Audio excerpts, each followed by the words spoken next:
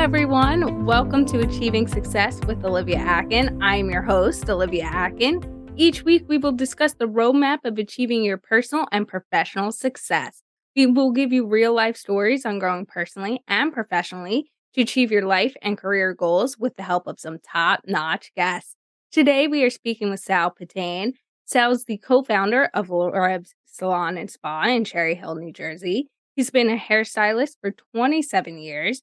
You can find Sal by going to his website at lorebsalonnj.com. Hello, Sal. It's fantastic having you on the show today. Thank you so much for having me. This is so fantastic. Thank you. To start off the show, can you tell me what success means and looks like to Sal Patane? Yeah, wow, that's a very good question. What does success look like to me? Okay, so success, I think, is like art. It all goes in the eyes of the beholder, right? So success for somebody may be, hey, I want to buy a new home. Or success may be, hey, I want to find a new job or a new relationship or whatever it might be. And if they achieve those goals, then they feel as though they're successful.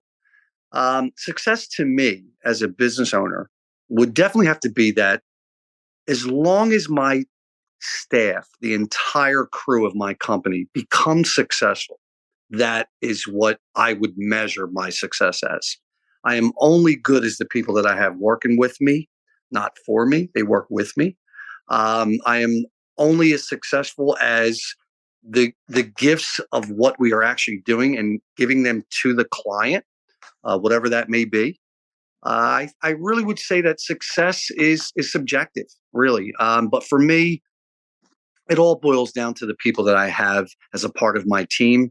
The more successful they are, the more successful that we will become. And I think that you brought up multiple key points there. One, you view success as long as your teammates, who work under you, for you, with you, are successful too, and being on that journey with them. And I think another really key point I want to emphasize here is you said with you, not for you. I think that's an Yes. important mindset to have. Yeah, listen, today we've gotten so used to titles, right? So everybody is, hey, who's a CEO or who's a CFO? Titles are titles. Doesn't mean that you are, you're super high up. It doesn't, it may sound that way, right? But a CEO could be, you can be a mom and pop laundry mat and they could be a CEO. Doesn't mean that it's this, massive undertaking from a business standpoint. But titles for me really are, don't do it. I think for me, it really has to go with the team of people that you have working together is as a collective group is everything, because we can only achieve the success together. It's very, in my industry, I cannot do it alone. And I definitely know that now. I believe that. So it's really a great thing to see people grow.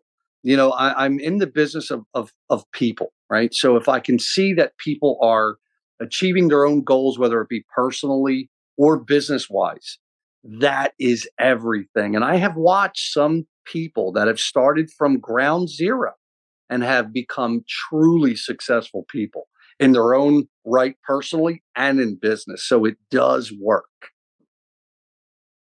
Sal, how did you start your career in hair, and what made you decide to do hair?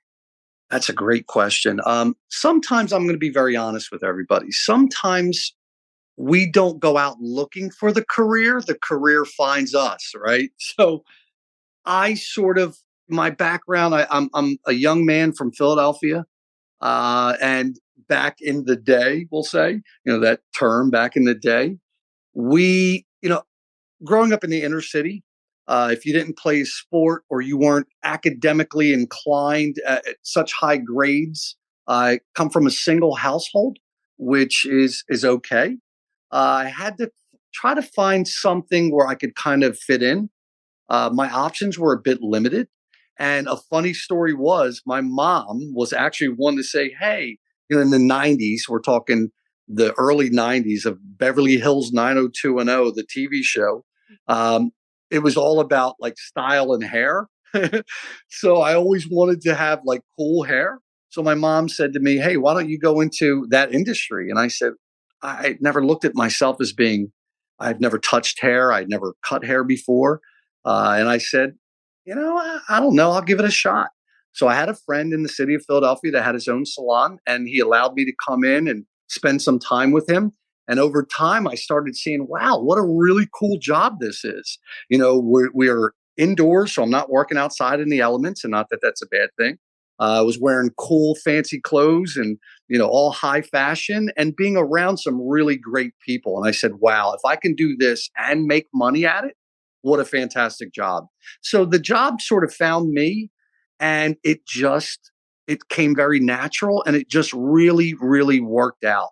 And I'm just so grateful that I owe it all to that. I really do. I owe all my life to what that has given me and taught me.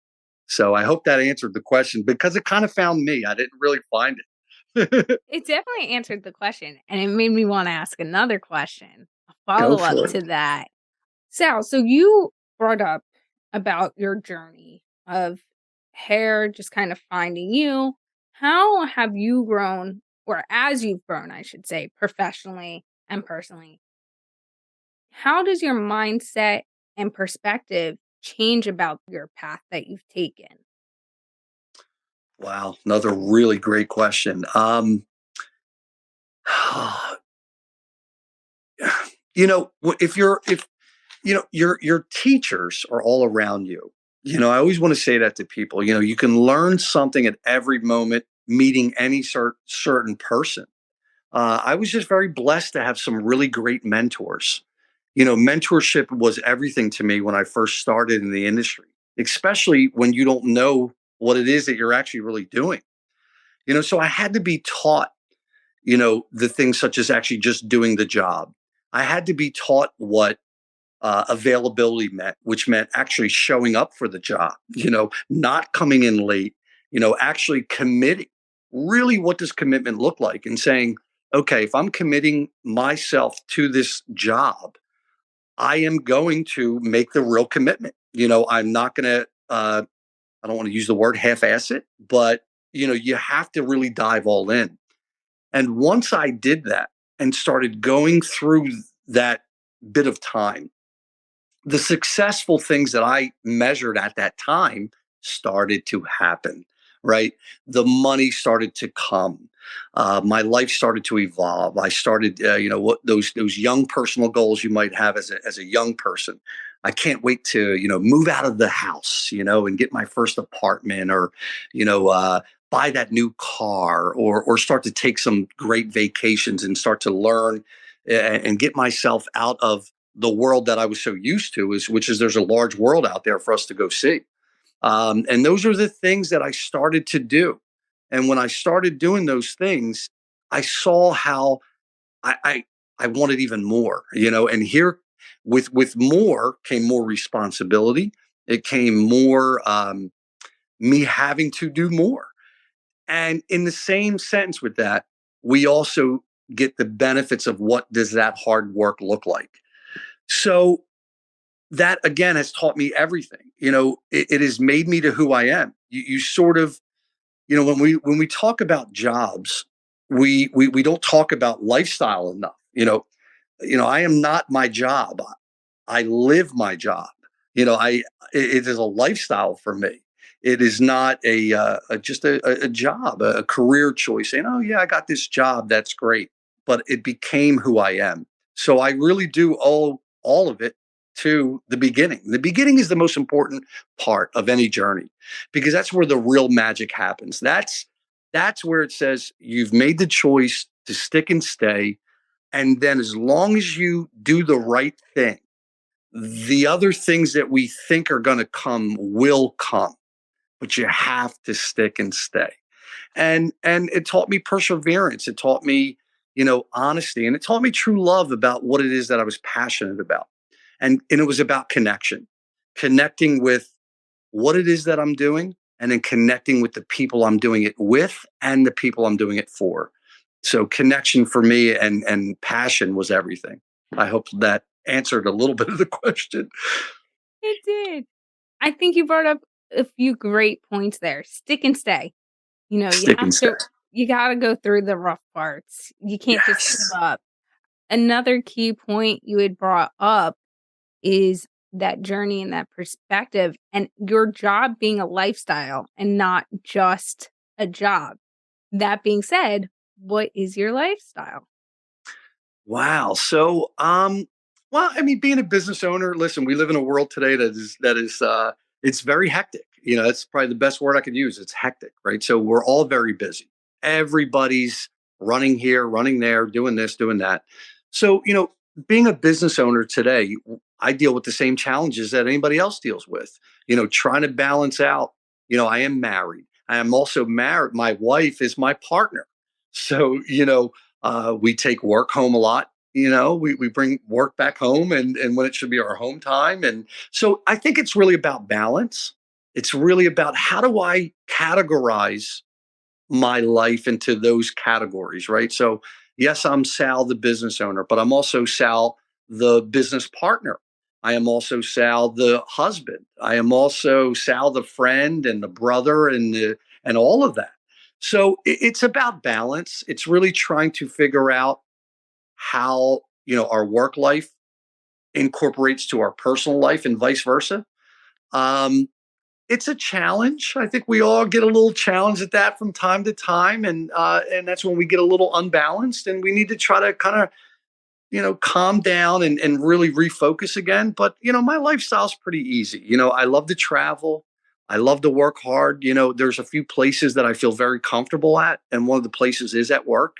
So when you commit, that is who you are. And I don't have a a 9 to 5 schedule. My schedule is always. it Yes, it is. It is, is. It Sal. never ends. It never ends. And that's some of the other things that we can talk about later, which are some of the lifestyle is. It is subjective again, right? It's one of those things that is another thing that we said in the beginning of the program, which is things can be subjective. But lifestyle is I've learned that being a hairdresser, it is a lifestyle. It is not just about the job. So trying to do that, if I can answer that question, it really comes down to balance and how you could sort of navigate through life today, which is extremely. It could be either great, it could be difficult, and that's also subjective. Well, it definitely is. And I want to go a little deeper into this balance, especially you mentioned your wife is a business partner. She works with you every day.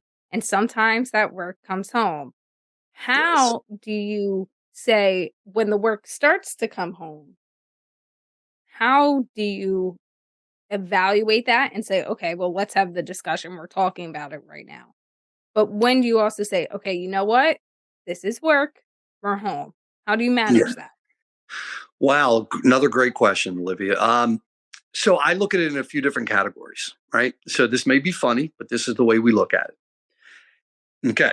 Is it DEFCON 4? You know, is it that serious that, oh my God, the place is burning down? We need to call 911, And if it is not that, then the next category we look at is, okay, this has to be addressed immediately. Then it goes to, all right, we need time to think about this. We need time to sit on this for a minute. We need time to evaluate the situation, do some investigative work, and then come up with a great plan or idea to whether it's a problem or something new that we're going to try. And then the last part about it is this kind of nonsense that we don't really need to be talking about on like a holiday dinner. No, it doesn't. So, and the only way to do that is you have to go through it enough times to look at each other and go, wait a minute, why are we even talking about this right now? I've wasted an hour to talk about the coat closet. Why are people leaving coats in our closet? It could be something as simple as that you have to just, again, you have to categorize what takes the precedence, and then some of the things that we need to maybe look at and say, okay, we can hold off to this till tomorrow. Again, that is something that you have to go through before you can kind of find the balance. And I want to take this in a different direction as well, Cool. because I'm a client of yours. Sal does You amazing are.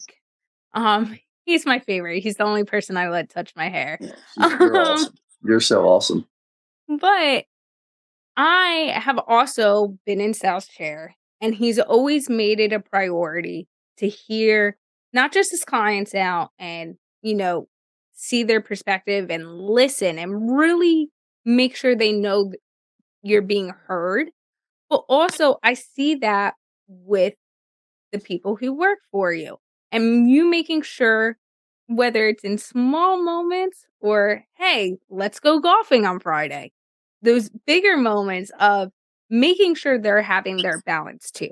And I think that also brings not just to the point of them having their balance, but, you know, I always joke of um, employee empowerment and employee, you know, we're going to have team bonding, and Yeah. I'm a big team bonding person, and I think you do it in those small ways. So how do you take, whether it's in a work environment or time away from work, what do you do to make sure your employees are having that team bonding and also getting their time to kind of take a step back from the work? Another great question. This is awesome. I think really what it is today is that people want to be heard, right? Everybody has a voice, no matter if the person is the cleaning person all the way to upper management in a company setting, right? People want to be heard. I also think that with dealing with people today, they want to be accepted, not tolerated. Okay, accepted, not tolerated. So what does that look like? And it could be as easy as looking at a coworker and saying, "Wow, you're really doing a great job. Keep up the work." It could be as simple as keep doing what you're doing. You got a lot of people who are watching, and you're doing fantastic. So just keep that going. It might be just a little nudge that they need. It could be at times go the opposite, where there could be a person that needs to some corrective criticism, and they need to understand why certain things maybe are happening not in their favor. And we have to give people the moment to either voice what they're feeling, and vice versa. We need to be able to voice what we're feeling. And to be able to try to convey that sometimes can be a bit difficult, which is also why team building is everything. Because sometimes when we're in certain situations, and we're so hyper focused on the job, right? We're so hyper focused on whether it might be getting that task done at that moment, whether it could be a deadline that has to be met. And sometimes we lose sight of what's going on around us. So sometimes, like, and I love the word that you said, is you got to take a step back sometimes to just look and say, all right, this person is doing some really great things. They're showing up for work on time. They are putting their all in, but they're still missing the mark. Why is that happening? Right. So then we reevaluate the situation. And then it comes back down to us again. Is okay, are we giving our staff, our employees, all the tools that they need to succeed? Or are we kind of leaving them a little short and our expectations are not where they need to be? Um, we do try a lot of great things. I mean, being in the hairdresser world, there's a lot of fun things involved. We do a lot of fun parties. We do a lot of great events. We've been focusing over this last since COVID really has been all about team building and team camaraderie. How can we get everybody on the same page, which I think is the hardest thing to do? And what are some of the fun things we can do? And it could be as fun as a fun, work challenge. And what we like to try to do is to put different departments with different departments that don't usually work together to see how, hey, wow, this is how that department works, and they work so well as a team. But when, hey, look, that department works well with this department, so now that is even more of the team. You have to do those things in business, unfortunately, today, to be able to constantly keep redirecting and kind of evaluating and saying, hey, this is the vision. This is where we're headed. Let's keep this thing moving. And if you guys could could do these things, there's nothing together that we can't do. If that makes some good sense, I hope so. It definitely does. And you brought up a lot of key points there, and I want to dive into a few of them more. So you brought up how sometimes you have to have those hard conversations, and those hard conversations can be a point of learning and growth, but they can also be uncomfortable. So Mm. how sometimes do you have those conversations with your staff, whether it be a problem or you just feel like they can be doing more, they have that potential. How do you have those conversations and how do you approach it? Wow, so those conversations are very hard, and listen, not everybody. I think if you're looking at this and you're listening and watching this program, we're talking about keys to success. I think you can't look at something that one of my favorite mottos is the staff I start with is usually not the staff I'm going to end with. I think everybody needs to understand that not all the time is everybody going to be the right fit. They may not be the right fit for my company. I may not be the right fit for them. And that's why there's different strokes for different folks. That's why we're not the only job around. Those conversations are very difficult. I think it has to do with first thing I try to do is come from a place of love. I always try to come from a place of love first. I then try to get people to understand my point of view, to understand maybe the client's point of view. If it's a client relation problem, I try to get somebody to understand the part that they played in it. Because we all play a part, right? We were either the leading actor or the supporting actor. Which one are we going to be? But we all play a part in the good, the bad, and the ugly. But those conversations are very difficult. Unfortunately, I have had conversations where I had to let people go. I try not to do that from a high emotional standpoint because I think that really it just gets too defensive and it starts getting a little ugly, and it can sometimes those conversations can get a little sideways. Um, they are just very difficult. But I think if you lead from love first, and I think if you try to always do the right thing, you're always going to save your own integrity. And I think integrity in business today is everything. There's a lot of, there's so many things out there where there's people are swindling somebody out of something, right? To the scammers, there's good bosses, there's bad bosses, there's good leadership, there's bad leadership, there's good companies and bad ones. I think if you could focus on the love first and they could start to see that you're coming from a good place, then I think it's only up to them and how they take it. Because really, right, look, we're talking about them taking it one or two ways. They're either going to learn from it, like you said, Olivia. They're going to say, "Wow, thank you. I appreciate this. I'm going to learn from this, and I want to do better." That's like a personal conquest. Or they're going to look at it and not listen to it at all, and that's kind of the answer as well. So it's a little thing that you got to kind of navigate, but they're very hard conversations to have, but you need to have them. Yeah, it has to be done. There's no way around it. They can be uncomfortable, and guess what? I think we ask people for help, right? So if there's a situation where, for example, I'm a male, right? So and if I have a female employee that may have something that's very sensitive to her that she doesn't feel comfortable talking to a male about, that might be a situation where my wife would handle that.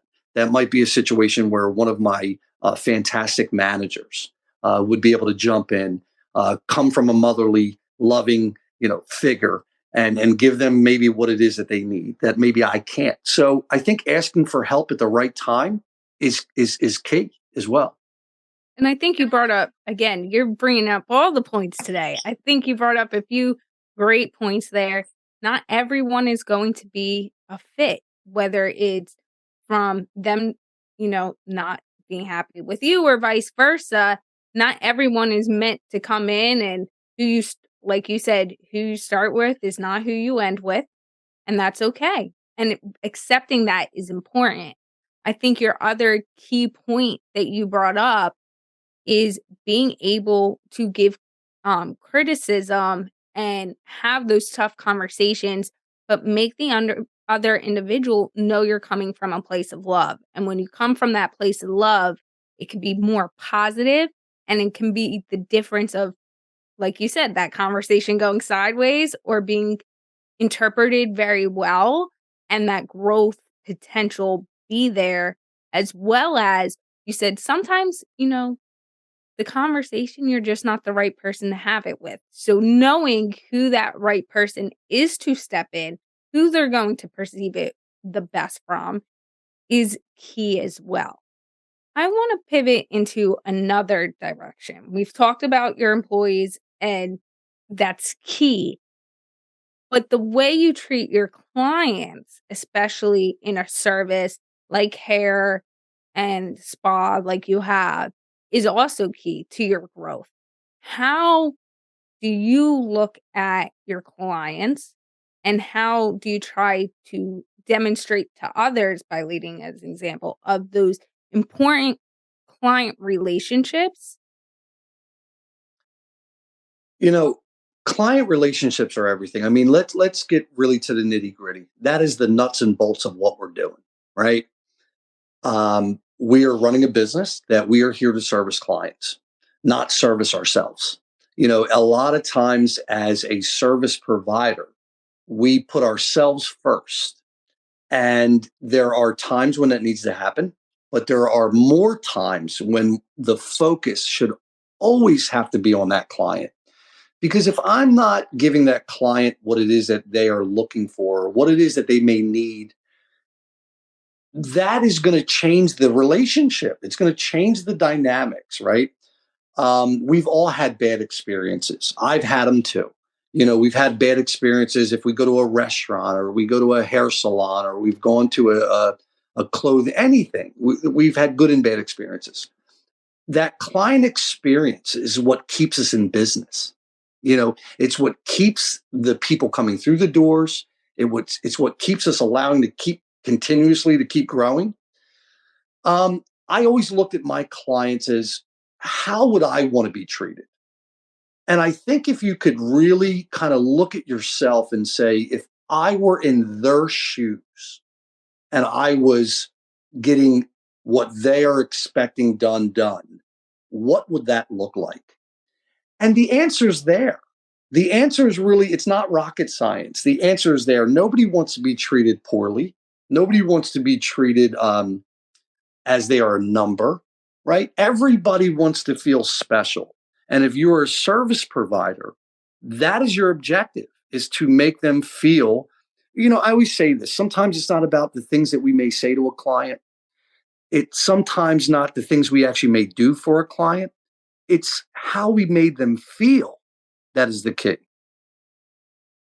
And I think that's a really key point as well, is how you're making your client feel and the environment, you know, you're putting them in, and the experience they're having from start to finish. How important has that been for you? And what does that look like as owning your own salon, that you want everyone walking through the door to feel? What do you want them to feel? Listen, I want them to feel, that's brand identity. Okay. So for all the other business owners out there, that's your brand. That's your brand identity. Who are we? What are we doing here? And at times we all have to ask ourselves that question. What am I doing here? And I think that comes down to your motives as well. You have to check your motives. Am I doing this to get rich? Am I doing this for my own ego? Am I doing this for an award or an accolade, fame and fortune? I don't know. But I think how I have to make my clients feel is our business reputation. It is your integrity. It is your reputation across the board. What is it that you're doing? Because here's the deal. I'm not the only salon in the area, right? So what is that deciding factor of why would somebody want to come to our salon versus another salon, right? Where's the value in that? That is, for me, everything. It is, because listen, we're only as good as as the last job we did, right? We're only as good as the last haircut we did. We're only as good as that last client's last experience. Because let's face it, clients could come to your business years and years and years, and they appreciate what you do, but they will always remember when they were not treated properly. Forget all the good things, right? It's the one time that something might go wrong, and that is what people hold on to. They hold on to the bad stuff, but you have to constantly start to get that equation to go the other way, right? As long as we have more good things than bad things, that is where it's starting to gauge your sort of traction. Like, how much are we really doing here? Those key points are, I want everybody to feel welcomed. I want everybody to have such a great time. My place of business should be the place that you come to, that you feel like you're at home and you're being with the people you want to be with. Um, we lack that today in society. We need to find these places of joy and excitement and seeing things that we don't see in the everyday. That's kind of where I try to look at my clients as if they were my family, and how would I treat them? I wouldn't treat my family disrespectfully, so I'm not going to treat my client that way. And I've prided myself on that for the 27 years, and it's led me this far. I'm not going to abandon it now. Well, and I think that's a key point. You definitely treat your customers as if they were family. And I know from personal experience, like I said, Sal, I've lived in many different states or have been traveling a lot. And I only let Sal touch my hair. His salons, there was one time Sal could not touch my hair, and I called Sal up and I was like, listen, it's got to happen. It's got to happen this day. And he had an event and he was like, okay, this is the person on my staff you're going to go to. This is what you're going to do. And it's those moments of being like, okay, I'm family, and he is telling me what to do and I'm going to listen. And he has confidence in making sure I walk in the door happy and leaving just as happy. And that's why it's not just about the haircut, though Sal does an unbelievable haircut. It's also about the experience you get that Sal touched upon, and Sal's salon. People come from all over to make sure they walk in that door and they feel it. And when I come through the door from personal experience, you know, I'm super busy. I walk through the door and I'm like, okay, all that stress is away. Mhm. Everyone comes up and they greet you and they say hello and they remember who you are. And I think those moments are key, and those personal relationships. Like Sal and I, we'll talk about everything. Sal, Everything, yeah. yeah, we talk about everything. And, you know, the other staff that are in the salon will come up and join the conversation. And it's also those moments of Sal making everyone feel included. And Yes. the staff is making everyone feel included as well. And no matter what the conversation, everyone could join in. And I think that's important. And how have you continued to make that work through times? We just went through COVID. How have you continued that? It's like what you just said, Olivia. It's Yeah. And when Olivia does come in, we roll out the red carpet for her. Okay, we roll it all out for her. But again, and we do that for everyone. The objective is, it's one for all. We do this not just for one singular person, whether it be because they're the wealthiest client, or they have some sort of status figure. We do it for every single person. Consistency is the key. Coming back from COVID, if you were listening to this, or watching this, COVID changed a lot, especially in the business world. We kind of never had to deal with anything like this before, not in our lifetime. Did we have an outside force start to change the internals of all of our businesses? So, how we then had to navigate through that was a very scary time. But I think what we did was, we still brought it back to the nuts and bolts of it. We brought it back to are we the love that we talked about, right? Let's love people until they can find to love themselves. Let's People have been so isolated at that time. So how can we get them out of their isolation form? How can we make them feel better about themselves? Because I think during that time at COVID, none of us knew what was happening. So we didn't know, what the future was going to look like, what was going to happen. We were locked in our houses for months at a time, so a lot of us didn't look too pretty, you know. And we may have let our haircuts go, or we may have let our color go. So it was those things that sometimes get taken away from us that we then realize, wow, I miss that. I miss going to the salon to seeing, Sal and his team, and I miss seeing all the people that get to know you, Olivia. And it may be I miss getting my hair colored, or it might be I miss getting my facial at the spa. And when that gets taken away from us, we start to realize that, wow, I really do enjoy those things, and I want to get back there. So then when that sort of switch happened, that it reopened and it was now coming back, our goal was about safety. How safe are we keeping people during this time? How are we making people feel when they didn't know what was going on? So sometimes we could be the sounding board for people to let them know, hey, listen, you're not alone. You're not the only one going through this. We are too. And yet we're still here wanting to give you the service that you deserve. Um, it kind of redirected always back to, again, the original reason of why we're here. When we talked about the vision of success, it was going back to that again. And look, sometimes things happen in the world that makes you take that deep look, that maybe if it didn't happen this way, I wouldn't have looked at it that way. So sometimes in a case of like a storm, a bad situation, here comes a good situation. The blessing comes behind it.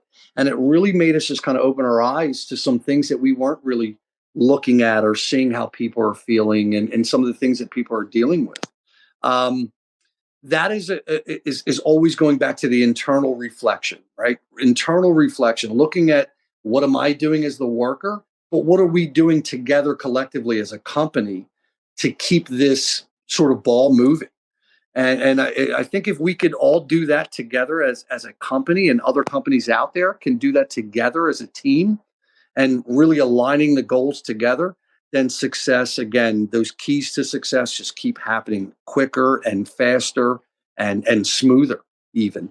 But some of those things were the things that we tried to look at to constantly keep re-evolving, constantly evolving.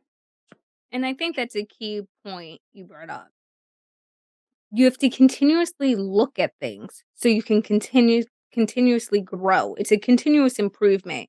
It's not, just a race and then once you get there, you're done. It's That's that it. continuous improvement. And the other part of making sure everyone feels their best. I want to touch a little bit more on COVID, because during the COVID time, there's something a lot of people don't know that you took the initiative, you were a part of. You Yes. know, during COVID, ha hair getting your hair done, your facial wasn't even, like, the tip of what you could be doing. It was the very bottom, and you had brought up making sure everyone was safe. Well, during COVID, you and a few other owners got together and decided to start kind of a board, and I want you to be able Mhm. to explain it more, and took it to the state and were able to say, listen, let's work together so that everyone can be safe, but have that service back. And you worked as a team. What was that like? And when that conversation started of let's do this so that everyone could win, what was that conversation like in the process? Wow, this is really great. The most important thing I think for me was when COVID happened, all businesses didn't know what was going on, right? Nobody knew what was happening. And when it did happen, the most beautiful thing also happened, which is competitors naturally, right? Other salon owners or other business owners looked at each other and said, okay, on a normal day, we would not maybe be on the same team, right? So, we'd be legitimate competitors. But in this moment, we need to come together as a collective unit because we are the leaders in our local industry that have to keep our businesses going, not for ourselves, but for all the people that worked with us, for all the clients that work with us.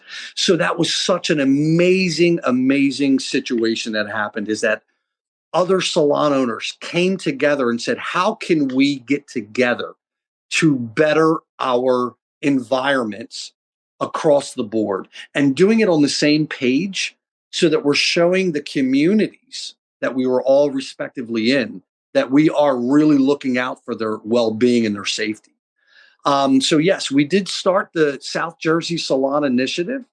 It was with myself and multiple other salon owners. What we did was, with the tutelage of certain people like such as Frank Rosieri from the Rosieri Salon Group, um, there were a lot of people with a lot of great connections, right? So we had friends that were in other states that were salon owners, such as Alabama, that didn't have as much restrictions in the shutdowns that we did here in New Jersey. And what we did was we started asking them, they were open a little bit earlier than we were. And what we were asking them, okay, tell us what are the things that you guys are doing? What is the feedback that you guys are getting from the clientele? What is the feedback you guys are getting from your staff? Are people feeling safe? How does it look in the salons? What are some of the precautionary things that you're doing to keep people safe? What's the protocol?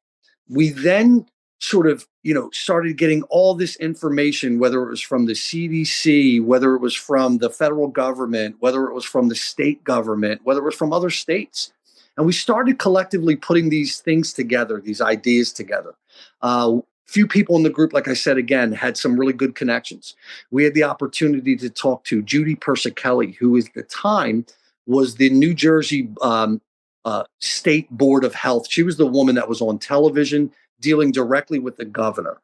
Another thing that I've learned is, any business that you're in, if you do not have representation, it means really nothing, right?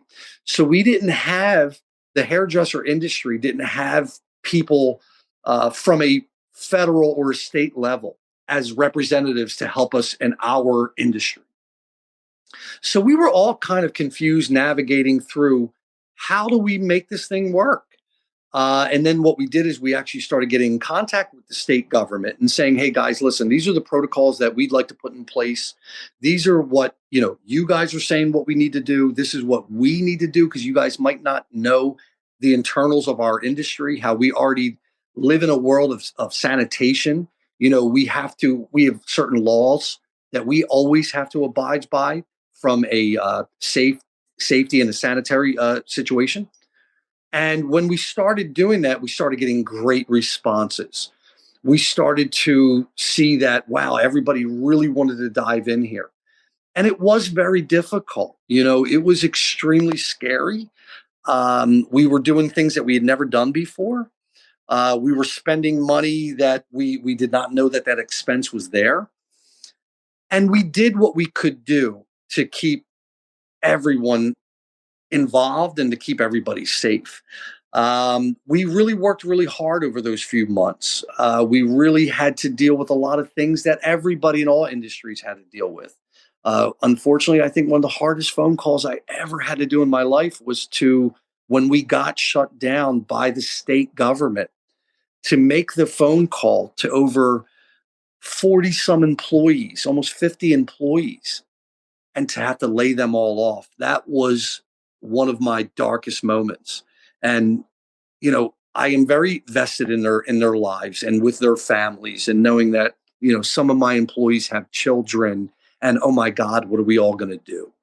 But I told them I'd never leave their side. I'm here to help in every step of the way. And I did do that. We had some issues as everybody did with whether it be unemployment at the time or whatever. So I had to reach out to state officials to ask for help specifically for certain employees to make sure that they were being taken care of. And we got those things done. And I think it also validated to my employees that, hey, wow, they are really in our best interest. Our bosses are really in our best concern, and they truly are concerned for our well-being. Again, I'm only as good as the people that work with me. So I wanted to make sure that they were taken care of. And as long as the people were taken care of, we would figure everything out step by step. And we did. So it was a very tough situation, but we got through it, and we're better for it now. And I think that's a key point in that story and journey. The underlying factor you continuously brought up is that teamwork and everyone knowing they're heard and they're valued. How has the industry, at least around here, due to working together at that time, has it changed at all in how, different salons work together, how, you know, how you run things to give you a different outlook that you've said, okay, no, we're doing this moving forward, not just during COVID as well? Yes, really the most important thing is about building the relationships. And we all had the opportunity to work together as equals, not as competitors, right? There are salons that I had the opportunity during COVID to work with the ownership of those salons that are 5 times the size of mine. They are, and there were also salons that were smaller than ours that I got the opportunity to work with. So size isn't everything, right? It really boils down to the kind of the bulk of the work, that what are we doing good work?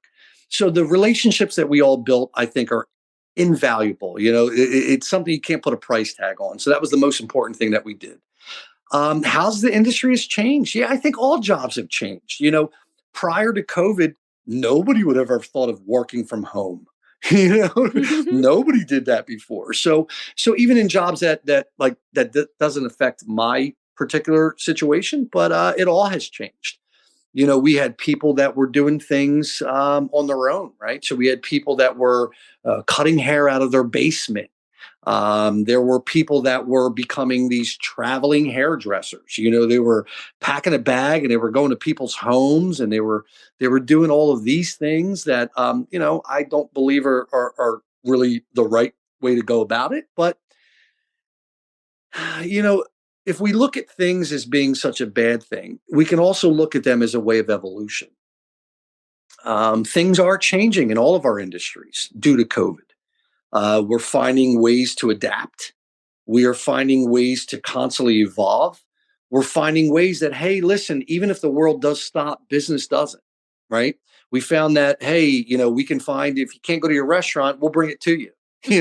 If you can't, if you can't do this, this is the other thing that we can figure out. So it was also about evolution. I also think that, people have changed. What the things that were so important to us pre-COVID maybe are not so important anymore. And some of the things that we didn't, we may have went the other way. Things that we never even looked at pre-COVID are things we're really looking at now. So again, it's the next step of evolution. You can look at it one of two ways. You can look at, like, oh my God, this is the worst thing that's ever happened to us, and I can't believe this happened to us. Or you can look at it and say, okay, how do I pivot? How do I move forward? We understand, we went through it. It's the past. It's no longer here. I mean, and also even think that it's been almost 3 years. It's been almost 3 years that we've been dealing with this health crisis, and we've been dealing with a new way of life. And how does that now reflect? Because a lot of us are still living in both ends of the world. We're living in the old world and we're living in the new world. And how do we navigate through that is a challenge still to this day.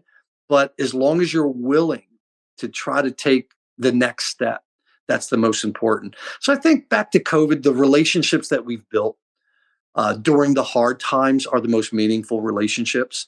And I'm just grateful and blessed that we are still able today to keep staying open in business. There are so many unfortunates that they didn't make it. There were so many businesses that unfortunately closed, and I do not wish that on anyone. It is when you love what you do and you love your business, and then to see that fail due to something that you had no control over is something even very hard to kind of stomach.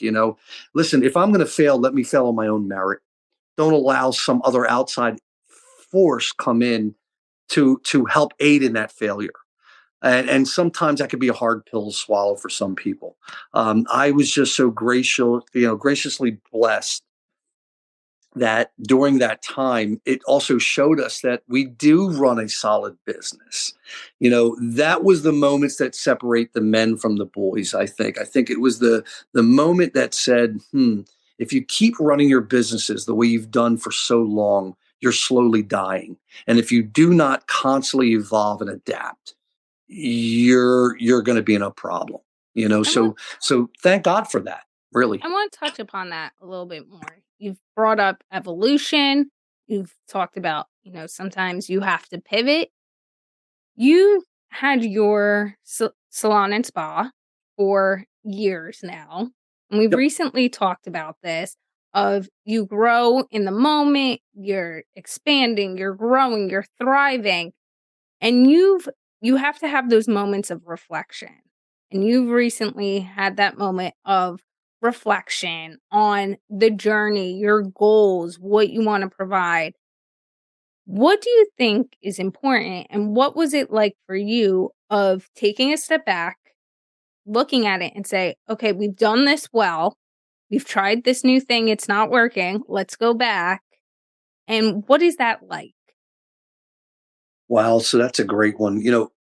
In business, I think one of the most important things that we talk about is course redirection. Course redirection. How do you redirect the course when you get off track? How do we get the train back on the right track? And I think that goes back to exactly what you just said, Olivia, which is, looking at certain things and saying, okay, we did this thing really well. Let's keep that. This thing over here, okay, maybe it didn't go as well as we had planned. Okay, so maybe we throw that out and we come to the drawing board again to find the next best solution. One of the things that I did was I went back to my original pro forma. Okay, so in business, if you guys are listening, everybody knows what a pro forma is, and it's your original business plan.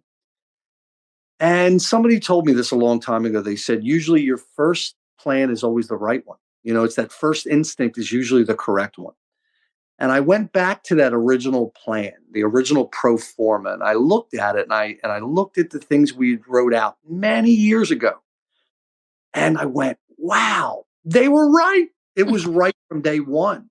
And for whatever the reason, at times, whether it be business throws us off track, other people throw us off track, COVID throws us off track, something else outside of that gets us off kilter, we had to constantly go back and say, again, check in the motives. What are we doing this for? The who, the why, and the what, right?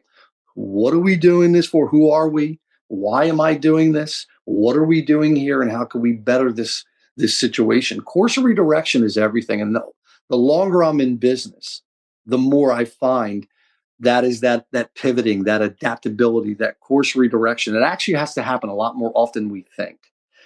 For whatever the reason, we can just slowly get off track. Complacency is a very bad place to be, right? So say if you're in a business and your business is thriving, it's doing really well. You're being successful in business, whether it be growth of customers or whether it be growth in monetary growth, right? So you're making a lot of money and you're saying, this is great. So maybe we can just coast right now. That's a dangerous place to be because, if you just sit back and coast, and you're not constantly just trying to make better and be better every day, then what slowly starts to happen is the tides start going the other way. And then sometimes it could be too late before you find out that you're in a sinking ship. So course redirection was everything. And what I had to do was I had to go back to those original pro formas, my original plan. And I actually opened it up. I had these old notebooks that, business owners may have and they journal. And we did all those things. And I went back to my original notebook from day one. And the secret was right there. It was right in front of me the whole time. And I just had to constantly say to myself, okay, let's get back to the original. And once we started to do that, we started to see, wow, it really is working out. So sometimes, be careful getting tilted off course, because it can be very dangerous. But also being tilted off course can kind of give you that kick in the rear end that you need to say to yourself, you know what, let's get back to the good things that we've been doing. Let's not, constantly always focus on all the bad. Hopefully that answered answered your question, and hopefully that somebody out there got some good advice from that.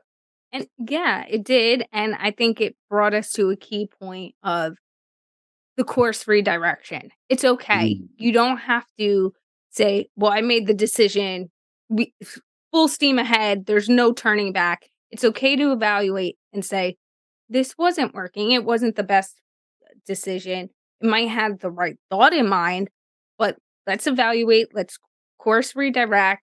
And sometimes, like you said, it's going back to those fundamentals, those ideas you had in the beginning.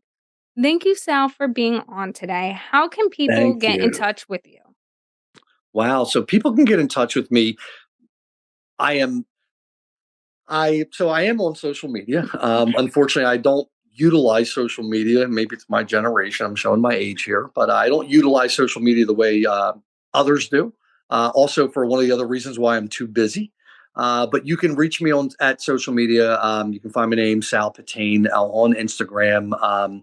You can also reach me at the Salon. We are located at 2110 Marlton Pike East, Cherry Hill, New Jersey. We are in Cross County Plaza. Our phone, you can look it up on the website. The phone number's there. You can come in, pop in, see us there anytime. Get in contact with me via email as well. I can even drop that email to Miss Olivia so she can put it out there for you guys. And any questions or comments you may have, don't hesitate to let me know. But I'm a local guy who is here in the area. So come visit us in Cherry Hill, New Jersey. Well, thanks again, Sal, for being on. I really do appreciate it. The Olivia, peop- it's my pleasure. Thank you so much for having me. I really appreciate you and your time and all that you're doing. And this is a fantastic platform for a lot of young people, or even business people that have been in business longer than me, to constantly, just get a new, fresh take on what does business look like from some other people, and to let somebody know that you're not alone. To yeah. all the other business owners out there, you're not alone. Those moments that we find the doubt, or the failing moments, right? Go back to the quote of Michael Jordan: "You will only be as good as your failures." I learn more from failing than I do success sometimes. Failure is one of our greatest teachers. Do not allow failure to be your end. Allow it to be the motivating factor you need to be successful. Yes, and that's our goal, is for everyone to know they're not alone, to learn no matter what your age, and get those experiences and be able to take these moments of conversations like we're having today, right now, and be able to grow and be able to not just grow, but pay it forward. So, a few key takeaways from today's conversations are: teachers are all around you. They don't need the title of a teacher just to be a teacher. You can learn from everyone and everything they're doing, the positive and what you might not want to do. Another key takeaway from today's conversation is: what does commitment look like to you? It can look different to everyone. So understand what that means for you and be able to set those standards moving forward on your behalf. As well as, people want to be accepted and not just tolerated. Make sure you make everyone feel accepted and not just tolerated. And it could be the difference between, making an impact in someone's life positively or negatively. So always keep that in mind, and have representation. Have that Mhm. representation Very at the good. table. Make sure everyone's being heard. Everyone's, background is being utilized, but their perspectives, because of those backgrounds, can be different. So if you don't see the representation that represents you, your company, what experiences you have, your insight, make sure you make that representation be heard, and make sure you have that representation all around you every day. This was a great episode with our top-notch guest, Sal Patane. Thank you for listening, and have a successful day.